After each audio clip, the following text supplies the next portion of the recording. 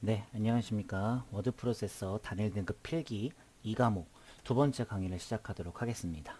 자, 두 번째 강의는 첫 번째 강의에 앞서서 이제 제가 말씀을 드렸던 윈도우즈 10에 서 이제 계속해서 배울 예정이고요. 첫 번째 강의 때는 약간 컴퓨터의 기본과 운영체제의 기본, 이렇게 운영체제의 종류까지도 알아봤으면, 두 번째는 이제 윈도우 10의 전체적인 바탕화면 구성에 대한 것들을 주 목적으로 삼았습니다.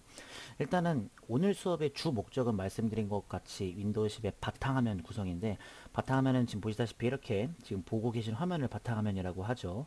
이제 대부분 이제 여러분들이 생각을 해봤을 때는 바탕화면을 구성을 배우기 전에 그래도 윈도우 10에는 어떤 특징을 갖고 있고 컴퓨터 키고 끄는 것까지는 기본적으로 조금 자잘하게 알아줘야지만 바탕화면 구성을 만날 수가 있을 것 같습니다. 그래서 오늘은 주 목적은 바탕화면 구성이겠지만 그 전에 윈도우즈 10에 대한 특징, 그리고 부팅과 종류, 그리고 나서 이제 바탕화면을 쭉 보도록 할 겁니다. 그래서 오늘 수업의 약간 조금 큰 주제는 바탕화면이지만 그래도 오늘 내용은 조금 많다시피 할 거니까 여러분들도 좀 신경 써주셔서 보셨으면 좋을 것 같아요.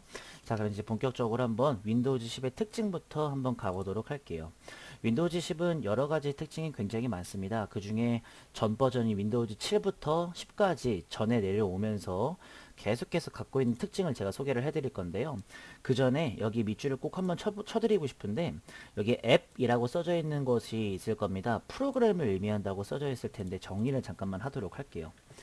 흔히 이제 저희들이 부르는 프로그램이라는 것은 소프트웨어를 말하는 거고 하나의 아이콘을 말하는 거였는데, 요즘에는 이 프로그램이라는 단어를 잘 안 쓰는 이유가 솔직히 요즘에는 컴퓨터를 사용하시는 분들보다 휴대폰을 사용하시는 분들이 굉장히 많기 때문에 휴대폰 안에 있는 소프트웨어를 흔히 저희는 이제 애플리케이션이라고도 말을 합니다.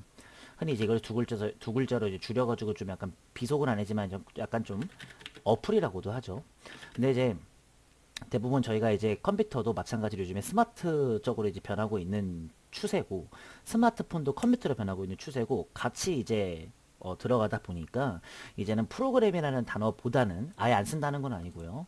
저희가 한 글자로 앱이라는 단어를 많이 쓰게 될 겁니다. 그래서 여러분들이 나중에 이제 문제를 푸시다가 시험 준비를 하실 때는 프로그램이라는 단어도 보시게 되겠지만, 사실은 이제 윈도우즈 10에는 앱이라는 단어가 굉장히 많이 나오니까 제가 이제 좀 같이 말씀을 드려가면서 수업을 하도록 할게요. 자, 지금 본격적으로 그러면 첫 번째 특징 GUI부터 한번 보도록 하겠습니다. 자, GUI 방식을 알기 전에는요, 저희가 먼저 알아야 될 게 CUI를 먼저 아셔야 될 겁니다. 일단 지구상에서 키보드랑 마우스 중에 마우스는 뒤늦게 개발이 됐고 키보드가 먼저 개발이 됐습니다. 그게 바로 CUI인데요. CUI는 키보드만 사용하는 기능을 말합니다. 그러면 마우스는 사용을 하지 못한다는 뜻이기 되기 때문에 키보드로 어떠한 명령어를 작성을 해서 사용하는 것을 말하게 될 겁니다. 그렇다면 오늘날에는 바탕화면이라는 개념이 있으니까 키보드랑 마우스를 같이 쓰시잖아요. 그런 방식을 GUI 방식이라고 합니다. 그러면 결론적으로 CUI는 옛날 거, GUI는 요즘 거라고 생각하시면 되겠네요. 그래서 키워드는 키보드랑 마우스를 사용한다라는 점 밑줄 쳐주시고요. 두 번째는 이제 선저명 멀티태스킹인데요. 앞에 있는 선저명 정도만 아시면 됩니다. 흔히 이제 아시겠지만 선점하다라는 뜻은 내가 전부 다 가져간다라는 뜻으로 이제 해석을 할 수가 있기 때문에, 일단은 그 윈도우즈 10에 들어가 있어서 그 일을 하고 있는 직원의 수들이 많습니다. 흔히 이게 회사로 좀 비유를 하자면요. 근데 이제 어느 회사를 가봐도 일을 잘하는 사람이 있는가 똑같은 거죠. 그렇죠? 그래서 윈도우즈 10에도 일을 잘하는 친구들이 있습니다. 그런 친구들은 순위가 높아져요. 그래서 내가 일을 잘하니 순위가 높아졌으니까 윈도우즈 10 자체에서 야, 너 정말 일을 잘한다. 일을 잘하니까 너에게 기회를 다 주도록 하마. 이렇게 선언을 해주는 거죠. 그래서 밑줄을 치자면 순위가 높았어? 그럼 너 일 잘하네? 그럼 너한테 기회 다 가도록 해줄게. 이렇게 하는 거죠. 그래서 약간 컴퓨터는 스스로 이제 저희 일상생활 속에서는 회사에서 일 많이 시키면 좀 싫어하는데, 컴퓨터 쪽에서는 너 일 잘하네? 일 더 줄게. 그럼 막 좋아해요. 그래서 약간의 조금 이상한 성격을 갖고 있는 선저명이라는 특징이 있습니다. 그 다음에 이제 저희가 많이 쓰는 게 뭐냐면 플러그 앤 플레이라고 하는 것입니다. 플러그 앤 플레이는 영어로 이제 PNP라고 줄여서 말할 수가 있고요. 약간 좀 직역을 하자면 플러그라는 것은 연결하다라는 말이 되고 플레이는 실행하다라는 말이 됩니다. 그렇기 때문에 이게 무슨 뜻이냐? 제가 가지고 있는 장치를 뭐 USB 같은 것들도 이제 해당이 되거든요. 그런 것들을 연결하면 자동으로 실행되는 겁니다. 그래서 플러그 앤 플레이라고 생각해 주시면 되고요. 흔히 USB를 꽂아본 분들은 알고 계시겠지만 USB 꽂으면 바로 바탕화면에 폴더 뜨잖아요. 그거 플러그 앤 플레이라고 생각하시면 될 겁니다. 줄여서 PNP라고 부르고 다니시면 됩니다. 자, 그 다음에 저희가 이제 1과목에서도 강조를 제가 많이 했었던 OLE가 2과목에서도 나옵니다. 사실은 문서, 그 표나 그림 같은 것들을 작성하고 있는 문서에 연결하는 걸 OLE라고 하는데, 흔히 이제 컴퓨터 쪽에서도 표랑 차트, 그림 같은 건 다 쓰시잖아요. 그래도 이제 OLE는 똑같을 거니까요. 그래서 개체 연결한다는 점 잊지 마시고요. 그리고 윈도우 10의 기타적인 특징 중에 첫 번째가 255자라고 써놨는데요. 앞에다가 뭔가를 붙여줄 수 있습니다. 글자 수가 255자입니다. 즉, 지금 보고 계신 이런 파일과 폴더, 같은 것들 있죠. 이런 파일과 폴더 같은 것들에 대한 이름을 설정했을 때 255자까지 가능하다는 점이 있겠죠. 네, 그렇게 주의사항이 들어가게 되겠고요. 그리고 64비트라고 써져 있는데 이것도 여러분들을 위해서 좀 부연 설명하도록 할게요. 일단 비트라는 것은 일단 영어로는 비트 이렇게 표현을 할 수가 있겠고, 컴퓨터에서 가장 작은 단위를 뜻합니다. 그래서 이제 저희가 이제 한간에는 이제 비트를 공부를 하실 때는 16비트도 있고 뭐 32비트도 있고 64비트도 있습니다. 운영체 쪽에서는요. 근데 저희 여기서 보면은요. 16비트는 너무 옛날 거라 사실은 잘 그렇게 많이 쓰이지는 않고요. 흔히 이제 32비트랑 64비트를 사용을 많이 합니다. 이런 것을 이제 뜻을 이제 이해를 하실 때는 이렇게 이해하시면 돼요. 만약 A라는 회사의 종업원 수가 32명과 그 다음에 64명이 있습니다. 그러면 여러분들은 생각해 보셨을 때 A라는 회사에 다니시는데 32명이서 같이 일을 하는 게 좋을까요? 아니면 64명이 같이 일을 하는 게 좋을까요? 당연히 64명이 더 같이 일을 하는 게 좋을 겁니다. 왜냐? 어떠한 일을 맡았을 때 32명이 일을 하거나 64명이 일을 하게 되면은 당연히 종업원의 수가 많으면 많을수록 나에게 배정된 일도 적기 때문에, 그리고 일 처리가 빠를 수 있기 때문에 숫자가 높으면 높을수록 좋겠죠. 컴퓨터도 마찬가지입니다. 만약에 32비트 운영체제를 가지고 계시다면, 또는 64비트 운영체제를 가지고 계시다면 이걸 쓰는 걸 추천을 드리는 거죠. 왜냐? 64비트 같은 경우에는 64명이 운영체제 안에서 일을 하기 때문에 처리 속도가 좀 빠르게 되겠죠. 네, 그냥 이렇게 이해하시면 될 것 같아요. 자, 이렇게 해서 윈도우 10에 대한 성격을 파악해 봤고요. 그 다음에 이제 저희가 컴퓨터가 꺼져 있으니까 당연히 저희 손가락으로 컴퓨터의 전원 버튼을 눌러서 바탕화면까지 만나는 과정을 지금부터는 부팅이라고 합니다. 그래서 부팅을 설명해 드릴 때는 이제 컴퓨터를 시작하는 과정이라고 말할 수가 있고요. 그래서 뭐 한간에 이런 말들 나오죠. 뭐 예를 들어서 뭐 야 누구야 저기 가서 컴퓨터 좀 부팅해라 라고 하면 아 컴퓨터 키라고 이렇게 좀 해석을 하시잖아요. 그렇죠? 저희는 이 뜻을 아는 게 아니라요. 사실은 부팅 과정을 알아야 됩니다. 일단 사용자 여러분들이 전원 버튼을 클릭하게 되면은 사람들은 켜질 때까지 가만히 계실 텐데 컴퓨터는 그 안에서 일을 많이 하게 됩니다. 순서를 반드시 알고 계셔야 될 거예요. 지금은 콤마로 적었지만 조금 수정을 할게요. 자, 이렇게 지금 영어 이상한 영어가 3개로 이제 지나가게 되는데 읽는 방법을 알려드리도록 하겠습니다. 자, 이것을 바이오스라고 읽고요. 그 다음에 이것을 시모스라고 읽고 이것을 포스트라고 읽습니다. 그래서 일단은 전원 버튼을 클릭하게 되면은 컴퓨터는 바이오스, 시모스, 포스트 이라는 곳을 들렸다가 문제가 없게 되면은 바탕화면을 표시해 줍니다. 만약에 바이오스, 시모스, 포스트를 들리는데 컴퓨터에 문제가 생기잖아요. 그러면 절대 바탕화면을 표시하지 않습니다. 그렇다면은 저희들 가끔씩 그럴 때 있잖아요. 왜 바탕화면 안 나오지? 그러면 여기 어딘가에 문제가 생겼다는 얘기가 되거든요. 그러면은 여기 있는 바이오스랑 시모스랑 포스트는 이렇게 물어보시는 분들이 있어요. 제가 좀 잠깐 부연 설명하자면 일단 바이오스, 포스트, 시모스, 네, 포스트 이렇게 3명은요 각각이 하는 일이 다른가요? 라고 물어보시는 분들도 계시더라고요. 다행히도 각각이 하는 일은 다르지 않고 원래는 사실 디테일하게 들어가면 진짜 컴퓨터를 깊숙하게 들어가면 각각이 하는 일이 조금씩은 다릅니다. 하지만 저희는 그래도 이제 입문자용 자격증을 배우는 곳이고 그렇게 깊게 생각할 필요는 없기 때문에 이렇게 3명은 전부 다 하는 일이 같다라고 생각해 주시는 게 가장 좋을 것 같아요. 그러면 이 바이오스랑 시모스랑 포스트가 무슨 하는 일이 같냐면요. 밑에 적어놨습니다. 밑줄 칠까요? 꼭 좀 중요한 얘기인데 컴퓨터에 이상 유무를 점검해 준다고 생각하시면 될 거예요. 이게 말이 즉슨 무슨 소리냐? 사람으로 한번 빗대서 표현을 한번 해보도록 하겠습니다. 자, 사람들은 자고 있을 땐 모르는데 잠자다가 일어났을 때는 자기가 뭐 감기에 걸렸는지 뭐 어디가 아픈지를 점검을 자기가 할 수가 있습니다. 컴퓨터도 마찬가지가 되겠죠. 컴퓨터가 꺼져 있을 때는 그렇게 판단을 못하겠지만 컴퓨터가 켜지는 동시에 아, 지금 자고 있었을 때 장치가 돌아갈 거 아니에요? 그래서 컴퓨터에 이상 있나 이렇게 슬슬 경비 아저씨처럼 점검해주고 이제 다니시는 분들이 이렇게 바이오스랑 시모스랑 포스트입니다. 만약에 바이오스랑 시모스랑 포스트가 컴퓨터에 이상한지 아닌지를 점검하고 다닐 때 뭔가 이상이 생겼다. 그럼 바탕화면에 표시하지 않습니다. 그래서 밑줄 아주 중요한 파일로 생각을 해주셔야 될 거예요. 그러면 아주 중요한 파일이니까 이 바이오스랑 시모스랑 포스트가 있는 위치도 당연히 있으실 것 같아요. 자, 그럼 얘네들은 어디 있냐 하면 제가 좀 동그라미 쳐놨지만 저희가 배웠던 롬에 위치하고 있습니다.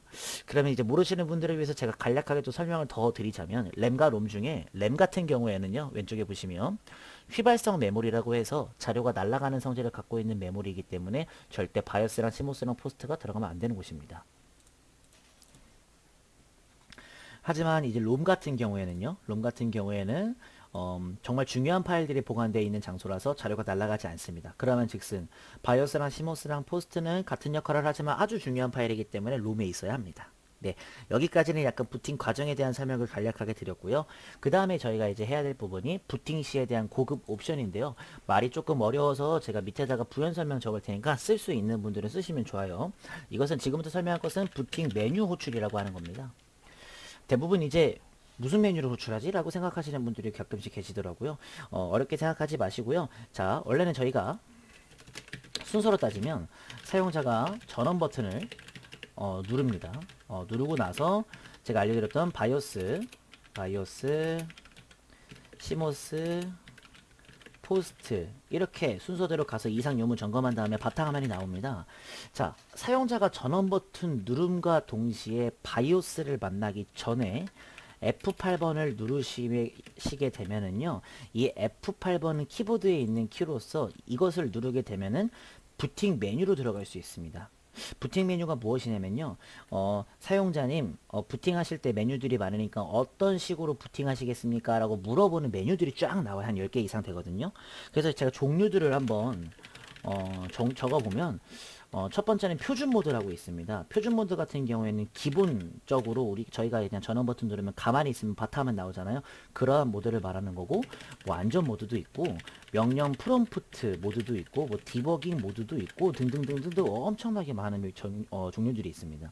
근데 다행히 저희가 그런 것들에 대한 종류를 다 배우지는 않고요. 표준 모드, 안전 모드, 명령 프롬프트 모드 이렇게 세 가지 정도만 다루도록 할게요. 그러면 이제 여기서 일단은 제가 지금 교환 파일에는 안전 모드랑 프롬프트는 해놨으니까 밑에다가 표준 모드를 간략하게 좀 설명을 드리자면, 표준 모드라는 것은 그냥 정상적인 부팅 모드라고 생각하시면 될 거고요. 그래서 만약에 예를 들어서 사용자가 전원 버튼 누르면 저희는 뭐 휴대폰 잠깐만 하면은 바로바로 바탕화면 나오잖아요. 그런 모드를 말하게 됩니다. 그렇다면 표준 모드 말고 안전 모드는 어떨까요? 뭔가 안전하게 부팅하는 걸까요? 그것은 아닙니다. 자, 사람이 감기에 걸리듯이 컴퓨터도 감기에 걸립니다. 그러면 컴퓨터도 감기에 걸리게 되면 바이오스랑 시모스랑 포스트가 그것을 잡아내겠죠. 그럼 바탕화면이 나오지가 않습니다. 그럴 때 F8번을 눌러서 안전 모드로 진입하시게 되면은 부팅할 때 컴퓨터가 밑줄 꼭 치셔야 돼요. 비정상적일 경우만 필요한 장치만 가지고 바로 빠르게 병원을 간다고 생각하시면 될 거예요. 그럼 결론적으로 안전 모드는 컴퓨터가 장치에 문제가 생겼을 때 고치러 가는 곳이라고 생각해 주시는 게 가장 좋습니다. 그래서 이제 저도 이제 오프라인 수업할 때 학생들에게는 이제 얘들아 안전 모드는 무조건 비정상적이라는 말이 들어가야지만 된다. 만약에 비정상적이지 않을 경우에는 안전 모드에 들어갈 이유가 없다라고 설명을 하기 때문에 항상 반드시 나와야 될 키워드는 비정상적이라는 말이 되겠죠. 네. 그 다음에 참고만 하실 게 뭐냐면 명령 프롬프트입니다. 명령 프롬프트의 설명을 이렇습니다. GUI 방식이 아니라요, 도스 모드로 진입해서 실행을 하게 됩니다. 이상하네요. 그러면 GUI 방식이 아니면 저희가 아까 전에 배웠던 GUI 이 방식이 아니라는 얘기입니다. 그러면 뭘까요? 당연히 CUI 방식이 될 거예요. 그렇다면 CUI만 사용한다는 얘기는 키보드만 사용하는 기능인데, 이것을 약간 제가 지금부터 말씀을 좀 드리면, 컴퓨터에는 도스 모드라고 있습니다. 도스 모드 같은 경우에는 CUI를 사용하는 방법이라고 생각하시면 될 거고요. 당연히 그러면 키보드만 사용할 수 있고 마우스는 사용이 불가능한 상태를 말하게 되겠죠. 그래서 약간 좀 명령 프롬프트 같은 경우에는 그래도 좀 개발자들, 그리고 좀 프로그래머라고 하죠. 그런 분들이 많이 사용하시는 방법이라 아마 여러분들은 그냥 뜻 정도만 파악하고 있으면 되게 좋을 것 같습니다. 자, 그 다음에 밑에 보시면 시스템 구성 대화상자 호출법이라고 있는데요. 그러면 제가 지금부터 명령 프롬프트를 보여드리면서 같이 들어가도록 할게요. 명령 프롬프트는 바탕화면에 검색 상자라고 있는데 여기다가 cmd라고 치게 되면은요. 이렇게 검은색 화면이 뜨게 됩니다. 여기는 이제 도스 모드라고 생각하시면 될 건데 키보드로 명령어만 칠 수 있는 곳이에요. 마우스는 사용할 수 없습니다. 자, 만약에 시스템 구성이라는 것은 무엇이냐면요. 시스템은 컴퓨터를 말하는 거고 컴퓨터에 어떤 것들이 있는지 어떤 것을 설정할 수 있는지에 대한 구성을 보는 곳입니다. 그래서 msconfig 다시 읽어볼게요.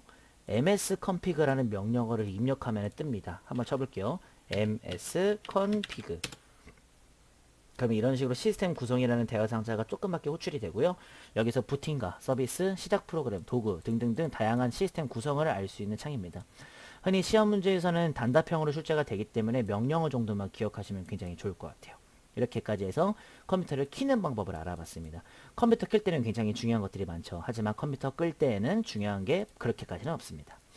자, 아시겠지만 바탕화면의 왼쪽 밑에 시작이라고 써져 있는 부분을 누르시게 되면은 왼쪽에 전원 표시 있으실 거예요. 눌러주게 되면은 절전, 시스템 종료, 다시 시작 이렇게 메뉴들이 나오게 되는데 그러한 것들에 대한 세 가지가 존재하고요. 아시는 분들은 아시겠지만 다시 시작 같은 것들은 컴퓨터를 끄고 나서 다시 시작하는 것을 말하는 거기 때문에 중요한 정보를 장치에 저장한 다음에 리셋을 하는 것을 말하게 됩니다. 이렇게 설명은 끝나게 돼요. 자, 이렇게 해서 기본적인 것은 간략하게 배웠고요. 지금부터 주 목적인 윈도우 10의 바탕화면을 알려드리도록 할 건데요.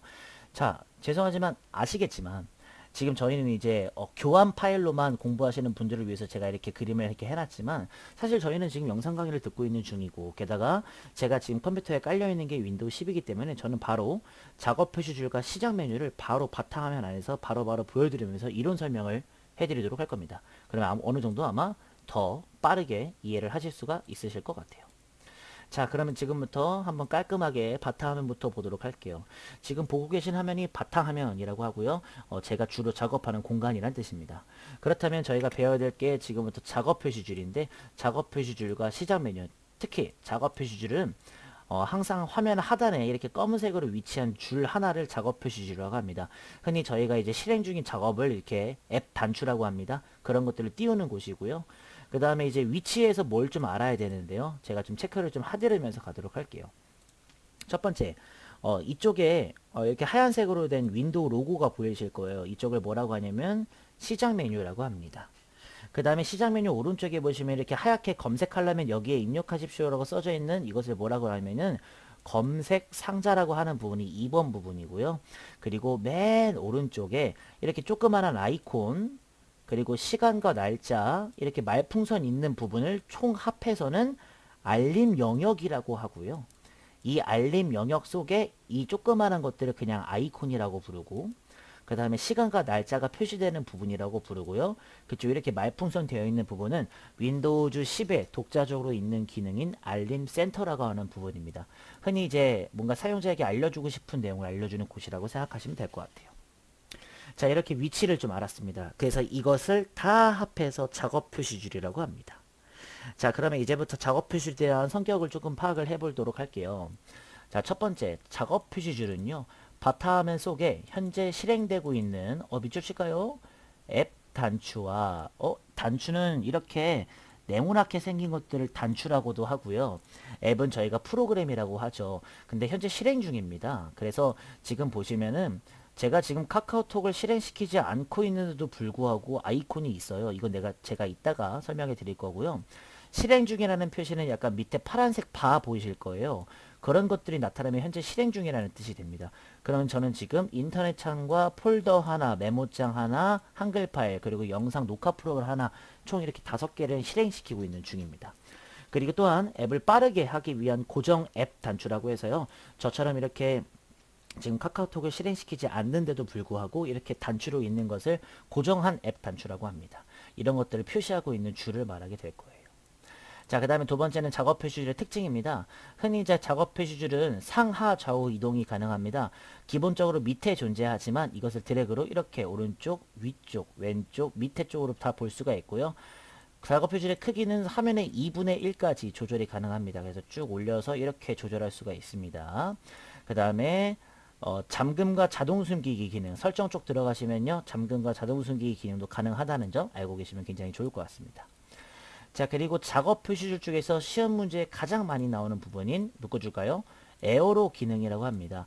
앞에 에어로로 붙은 것들이 세 가지 정도가 있는데요. 에어로 피크, 에어로 쉐이크, 에어로 스냅 이렇게 세 가지가 있습니다. 자, 에어로 피크라는 것은 작업 표시줄에 있는 앱에, 즉 여기 뭐 이렇게 앱에 마우스를 갖다 대기만 할 겁니다. 그래서 마우스를 갖다 대면 미리 볼 수 있도록 하는 기능이죠. 키워드는 미리 볼 수 있게 라는 곳에다가 밑줄을 꼭 그어 놓고요. 이렇게 원래 저희는 어떠한 프로그램을 확인하려면은 눌러서 이렇게 띄우죠. 그쵸? 근데 이제 눌러서 띄우지 않고 저희가 간략하게 보고 싶을 때는 마우스를 갖다 댑니다. 이런 식으로요. 그러면 위에 뿅 하고 이렇게 뜨실 거예요. 이런 것들을 이제 에어로 피크 기능이라고 합니다. 자, 그 다음에 에어로 쉐이크는요. 에어로 쉐이크에서 쉐이크는 여러분들도 아시겠지만 흔들다 라는 뜻입니다. 바로 보여드릴게요. 자, 일단 설명부터 읽으면요. 바탕화면에 존재하는 여러 개의 창들 중에서 그러면은 지금 한 개의 창 말고 여러 개를 볼게요.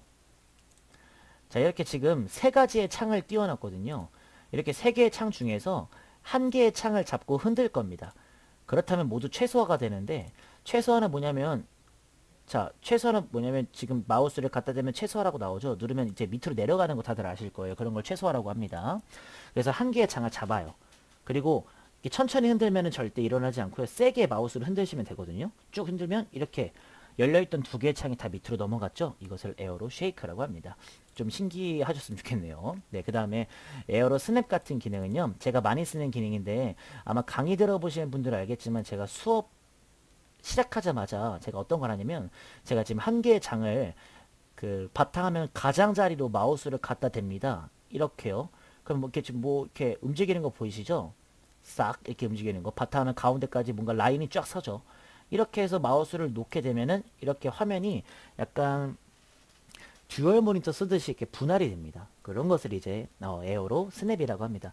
키워드는 그래서 창을 한 개 창을 잡고 가장자리로 드래그를 한다는 말. 그래서 창을 드래그한다. 이런 말로 분할할 수 있는 기능을 말하게 될 겁니다. 그래서 에어로 피크는 미리 볼 수 있게 하는 기능, 에어로 쉐이크는 흔드는 기능, 에어로 스냅은 창을 가장자리로 드래그하는 기능. 이렇게 해서 이 세 가지는 사실 제가 보여드렸으니까 이해가 더 잘 되셨을 거고 문제에서 많이 나오니까 잘 기억하고 있었으면 좋겠습니다. 자, 그 다음에 간단하게 볼 게 또 뭐냐면 밑에 있는 작업 표시줄 왼쪽 검색 상자의 특징입니다. 작업 표시줄이 이 라인인데 그 중에 왼쪽에 있는 하얀색 검색 상자가 있습니다. 이거 오타 하나만 고치고 갈게요. 자, 여기서 검색 상자는요. 그냥 말 그대로 검색할 수 있는 상자라서 장점이 있습니다. 모든 파일을 다 찾을 수가 있어요. 즉 여기다가 제가 만약에 알파벳 A를 적게 되면은요. A로 시작하는 것들을 모두 다 적을 수가 있습니다. 또한 알파벳 B를 적어도 B로 시작하는 거 다 적을 수 있고 다 찾을 수 있고 T 적어도 T로 시작하는 거 다 찾을 수 있습니다. 그래서 장점은 모든 파일을 다 대상으로 하게 될 텐데요. 근데 이제 단점이 있습니다. 사용자가 원하는 파일을 대상으로는 찾을 수가 없습니다. 그것을 이제 필터링이 안 된다라고도 말을 하는데요. 예를 들어서 지금 보시면은 이렇게 눌러서 뭔가 눌러서도 찾을 수가 있겠지만 사실은 여기다가 무언가 예를 들어서 뭐 나 애플 찾고 싶어 라고 하면은 이 애플과 관련된 게 전부 다 나오게 될 거거든요. 거기서 또 찾아야 된다는 단점이 있죠. 그래서 필터링이 안 된다는 점, 하지만 모든 파일을 대상으로 한다는 점이 작업 표시줄 안에 있는 검색 상자의 특징입니다. 자, 이렇게 해서 작업 표시줄까지 모두 마무리를 지었고요. 그러면 제가 이제 또 보여드릴 점이 윈도우즈 10의 시작 메뉴입니다. 자, 시작 메뉴 같은 경우에는 일단은 왼쪽 끝에 윈도우 로고를 누르게 되면 나오는 메뉴로서 이렇게 왼쪽에 있는 이렇게 사이드바라고 하죠. 이렇게 해서 제가 지금 이거 펜으로 해야 되는데 여기 나와 있는 부분 이쪽을 이제 사이드바라고 하고요. 지금 이렇게 어플 즉 앱들이 많이 즉 프로그램의 목록들이 나와 있는 부분들도 있고 약간 뭔가 벽 타일처럼 이렇게 된 것들도 있죠. 그렇죠? 자, 일단은 메뉴의 이름을 좀 보면은요. 여기를 1번 부분이라고 할 거고요. 이쪽에 목록을 2번 부분, 그 다음에 오른쪽에 있는 3번 부분이라고 할 겁니다. 자, 일단 시작 메뉴의 설명은요. 작업 표시줄 가장 왼쪽 시작 단추를 누르면 나오는 메뉴라고 말할 수가 있고 특징은 세 가지 정도가 있습니다. 첫 번째, 제가 방금도 말씀드렸듯이 이렇게 앱들의 목록이 존재하잖아요. 여기 있는 목록들은 전부 다 컴퓨터에 깔려 있는 애들 기준으로 목록을 세우는 것을 말하게 됩니다. 그리고 이렇게 높이와 그 다음에 너비는 언제든지 사용자가 원하는 만큼 조절이 가능하고요. 그 다음에 언제든 아이콘 조정이라고 해서 여기 최근 추가한 앱이라고 써져 있는 이렇게 목록 중에서 마우스 오른쪽 버튼 눌러서 고정을 하든 자세히 보고 수정을 하든 앱 설정을 하든 등등등등 언제든지 사용자가 목록을 빼거나 지우거나 추가하거나 조정들이 다 가능합니다. 실제 시험 문제에서는 이렇게 3번이 많이 나오니까요. 기억을 잘 해주셨으면 좋겠습니다.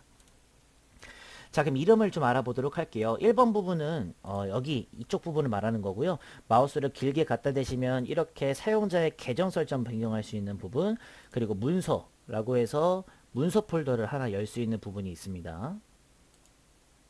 자, 이렇게 문서 폴더 하나 열 수 있는 부분들이 있고요.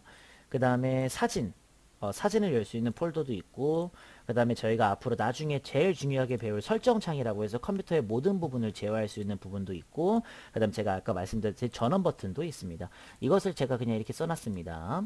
그 다음에 2번 부분은요, 말로만 설명을 하자면 여기는 저희 컴퓨터에 깔려있는 존재하는 모든 앱, 즉 프로그램들이 있는 목록 부분이고, 그리고 마지막을 위해서 별표를 꼭 하는 법만 치도록 할게요.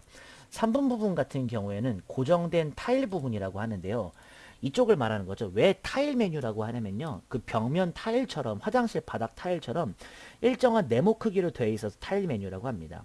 여기다가는 사용자가 원하는 만큼 묶어서 빠르게 사용할 수 있는 기술이라고 할 수가 있는데, 예를 들어 제가 만약에 카카오톡을 하기 위해서는 이쪽 시작 메뉴 쪽에서 마우스 스크롤로 계속 늘린 다음에 카카오톡을 찾아야 돼요. 그렇죠? 카카오톡.